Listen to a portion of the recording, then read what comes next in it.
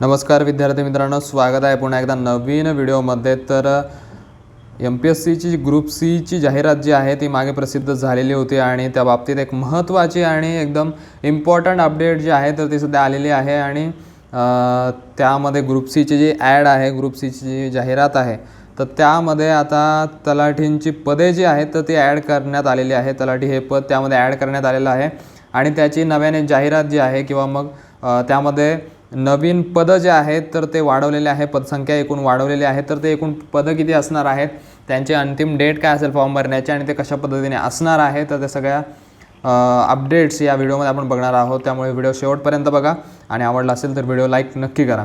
तर चला बघूया नक्की काय त्यांनी परिपत्रक आता नवीन दिलेलं आहे, काय प्रसिद्धीपत्रक दिलेलं आहे आणि त्यामध्ये एकूण जागा किती वाढवलेल्या आहेत आणि एकूण टाईम पिरियड जो आहे तो किती वाढवलेला आहे। तर हे शुद्धीपत्रक आपल्याला या ठिकाणी दिसतंय की आजचं 22 जुलै दिनांक यावर आपल्याला दिसतंय आजचं हे प्रसिद्धीपत्रक आहे। तर त्यामध्ये आपण बघू शकतोय की त्यांनी दिलं आहे आयोगामार्फत 2619 पदं भरण्यासाठी जाहिरात प्रसिद्ध करण्यात आली होती आणि ती ऑफलाईन पद्धतीने OMR शीटने घेण्यात येणार आहे। हा सुद्धा एक महत्त्वाचा पॉईंट आहे, कारण त्यांनी मागे जाहीर केलं होतं की CBT पद्धतीने घेणार, पण नंतर त्यांनी परिपत्रक काढून तीच दिनांक जे आहे ती जुलै 2027 पासून ती सुरू करणार असं त्यांनी सांगितलं आहे। त्यानंतर आपण जर इथं बघितलं तर मागणीपत्रांचा जो तपशील आहे प्राप्त आणि त्यानुसार जो बदल आहे झालेला तर तो या ठिकाणी आपल्याला दिला आहे। तर या ठिकाणी खालील आपण बघितलं प्राप्त मागणीपत्रांचा जो तपशील आहे तर तो जर आपण बघितला इथे तर महसूल विभागामार्फत ग्राम महसूल अधिकारी म्हणजे तलाठी जे आहे तर या पदाच्या एकूण जागा ज्या आहेत त्या 1539 जागांचं परिपत्रक जे आहे ते प्राप्त झालं आहे। मागणीपत्र जे आहे ते 1539 जागांचं आयोगाला प्राप्त झालं आहे। त्याची अर्हता जी असेल ती संविधानिक विद्यापीठाची कोणत्याही शाखेतील पदवी असेल आणि दिनांक जो असेल तो 5 ऑगस्ट असणार आहे अंतिम दिनांक फॉर्मचा। त्यानंतर राज्य तक्रार आयोग जे आहे, राज्य ग्राहक तक्रार निवारण आयोग, तर त्यामध्ये वरिष्ठ अभिलेखापाल किंवा वरिष्ठ लिपिक आणि त्यानंतर सहाय्यक अधीक्षक तर यांची एकूण 11 पदे जी आहेत तर ती त्यामध्ये असणार आहे।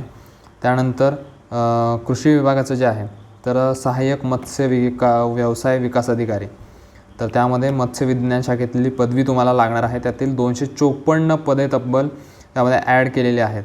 त्यानंतर शिधापत्रिका वाटप, त्यानंतर अन्न नागरी सुरक्षा, आदिवासी विकास विभाग, महसूल व वन विभाग यातील लिपिक टंकलेखक, त्यानंतर महसूल व वन विभागातील लिपिक टंकलेखक व मुद्रांक विभागातले लिपिक तर यांच्या ज्या आहेत तर 230 शिधापत्रिका वगैरे त्या विभागातल्या। त्यानंतर अन्न व नागरी पुरवठामधल्या 155, त्यानंतर आदिवासी विकास विभागातल्या 69, त्यानंतर महसूलमधल्या 480 जागा आणि महसूलमधल्याच ज्या आहेत मुद्रांक विभाग वगैरे त्यातल्या तर त्या 339 जागा, अशा एकूण तब्बल सगळ्या जागा ज्या आहेत त्या 3000 जागांची ही ॲड जी आहे तर ती आता झालेली आहे।